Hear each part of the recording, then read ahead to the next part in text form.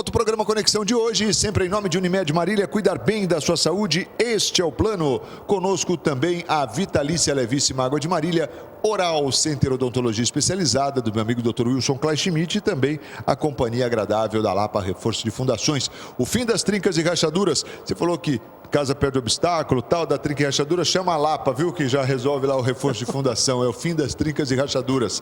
Lapa Reforço de Fundações. Estou aqui com o meu amigo Marcos Farto, especialista em trânsito, falando um pouco sobre o assunto. A gente estava falando, a gente foi para o intervalo mencionando essa questão dos redutores de velocidade, a possibilidade da instalação de radares e tal, mas até aproveitando, Farto, a gente falou um pouquinho antes da questão dos acidentes provocados pelo celular, que eu estou aqui ligado também nele, mas só para esclarecer, é que eu acompanho aqui pelo Facebook, tá? E para ver se tem alguma pergunta, alguma colocação e tal. Mas só para a gente lembrar, é assim, ó, é importante ressaltar o risco que tem de você responder uma mensagem, de você se comunicar numa mensagem. Tem um vídeo, são vários vídeos, mas nossa produção separou um aí, Thalita. Vou pedir para você colocar no ar, para a gente conferir aqui, só para você ter uma noção do risco que você corre a partir do momento que você dedica a sua atenção ao celular. Vamos lá.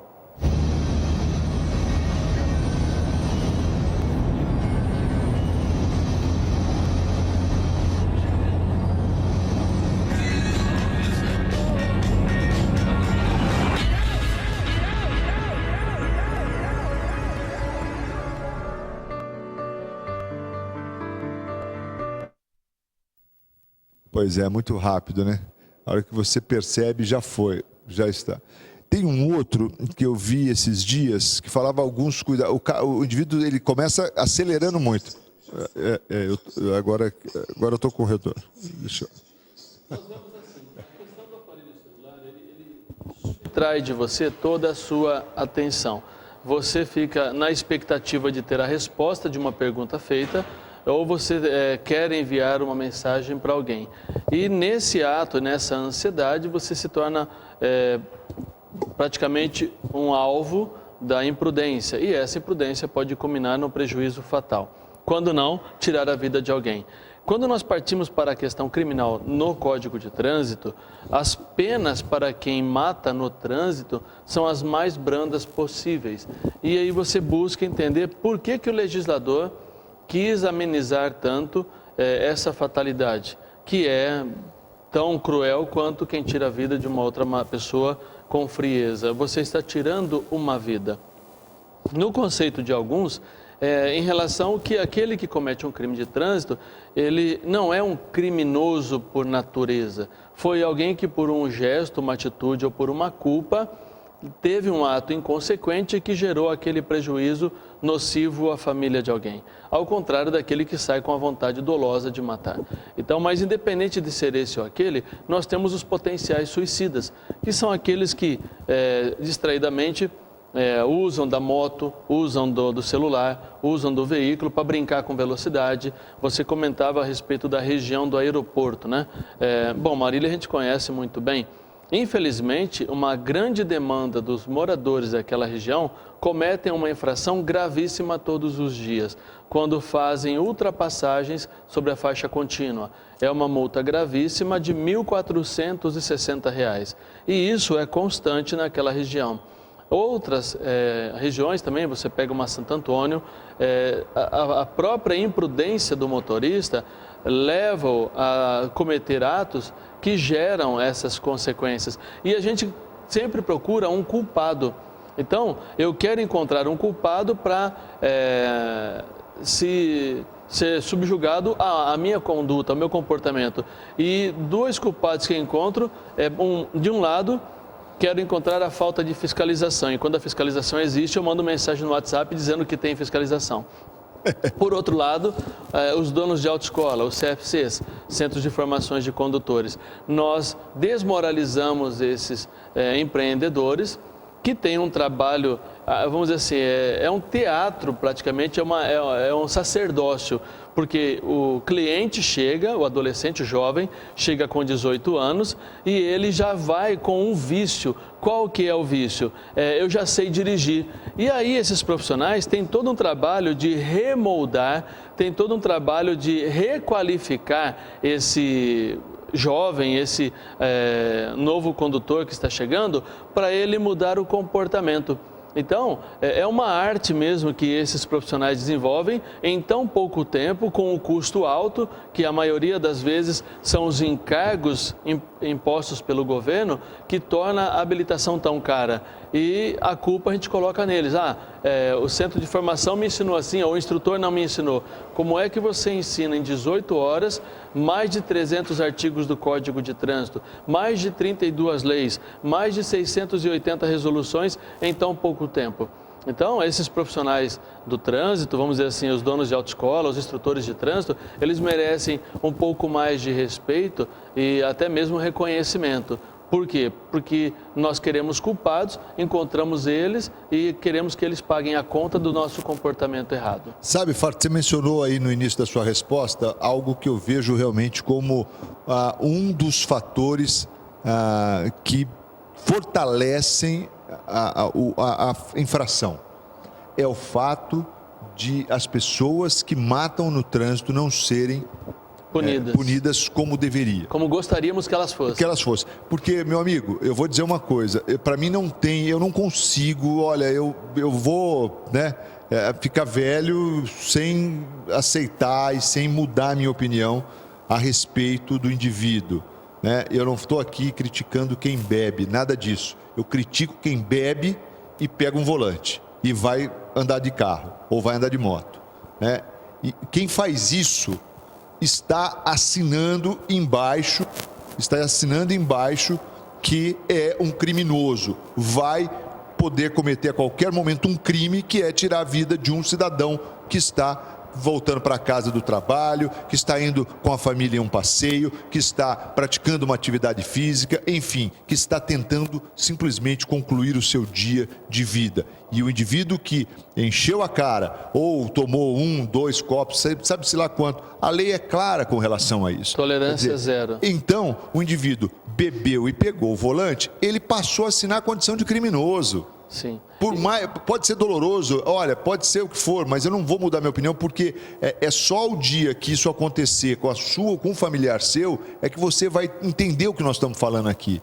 Graças a Deus não aconteceu comigo, eu não estou legislando em causa própria, não é nada disso. Mas é que a gente, no rádio, na TV, a gente já se deparou com tantas situações, com tantas famílias sofrendo de uma maneira assim absurda a perda de um ente por conta de situações como essa. E aí você vê lá no inquérito, o cara é colocado como um homicídio culposo, né? E assim, eu não vou culpar delegado que faz, não é nada disso. É assim, a lei é a lei. Se ela dá essa brecha, o problema é o legislador.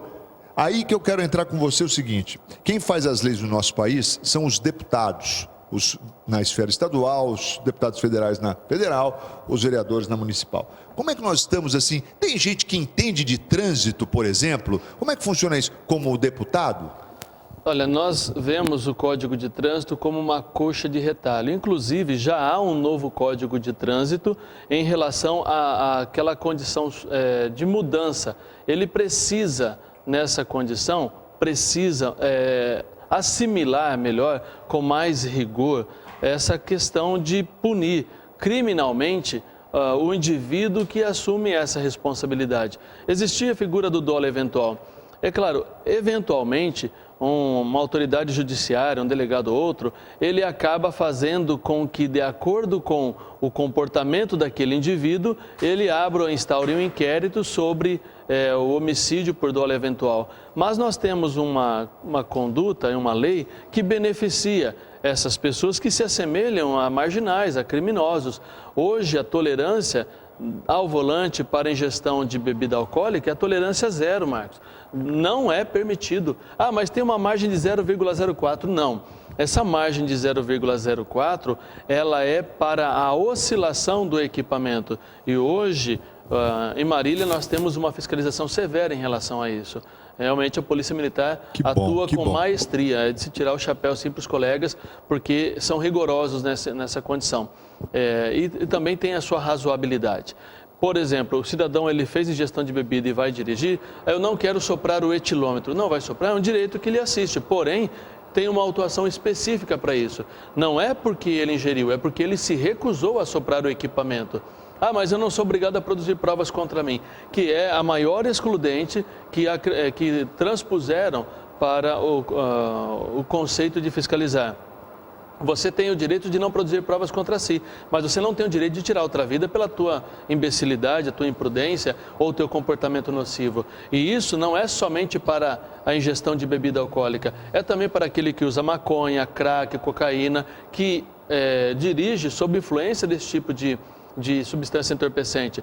Hoje, os caminhoneiros, segundo estatísticas da Polícia Rodoviária Federal e também da atuação do SEST Senat... E acho que dá para a gente começar a colocar isso também, classificar junto, viu? Sim, potencializa, né? Potencializa. E aí uma grande quantidade de profissionais do volante, caminhoneiros, eles dirigem sob influência de drogas, sobre cocaína e crack, porque deixam ele ligadão, sem o sono, para ele poder concluir a sua viagem. Mas, por outro lado, não vamos condená-los. Existem aqueles patrões que obrigam seus funcionários, por um frete barato e por uma condição desumana, para que ele faça esse tipo de transporte, e ele tem contas a pagar, ele tem uma família para sustentar. Então é todo um ciclo vicioso que coloca nas costas de algumas pessoas esse comportamento. Então a ingestão de bebida alcoólica e a utilização do veículo ao volante, de estar ao volante, é uma conduta criminosa. Num primeiro momento, é uma conduta administrativamente punida e, de acordo com a dimensão, a quantidade ingerida, se torna crime.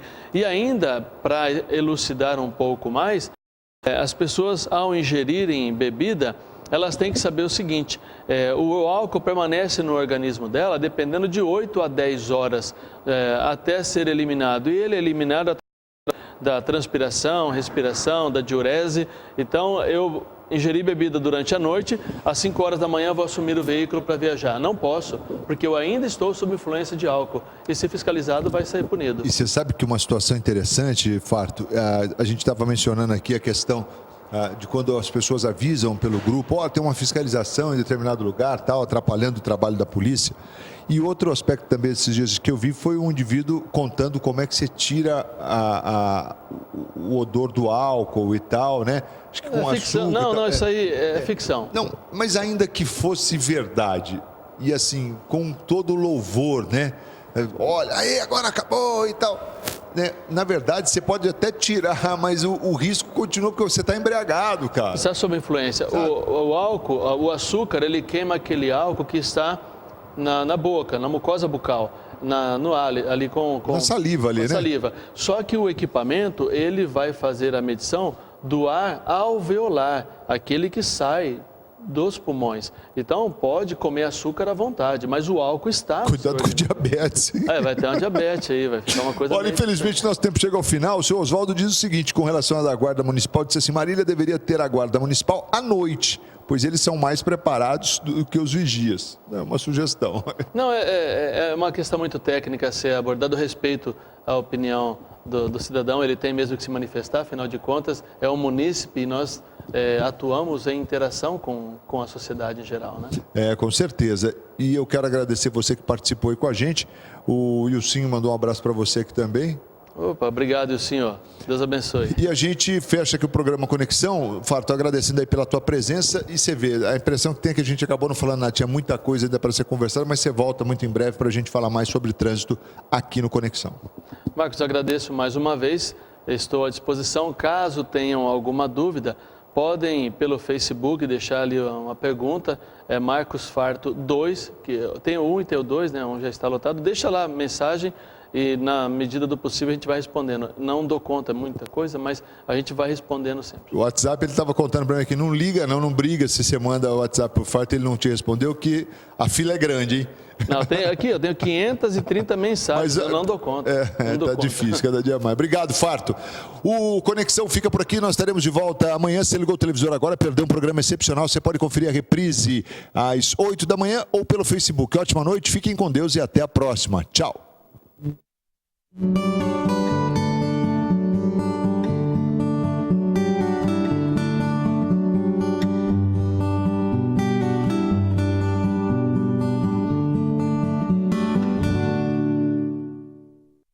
Conexão Marília. Oferecimento Oral Center, Centro Avançado em Implantes e Estética. E Unimed, esse é o plano.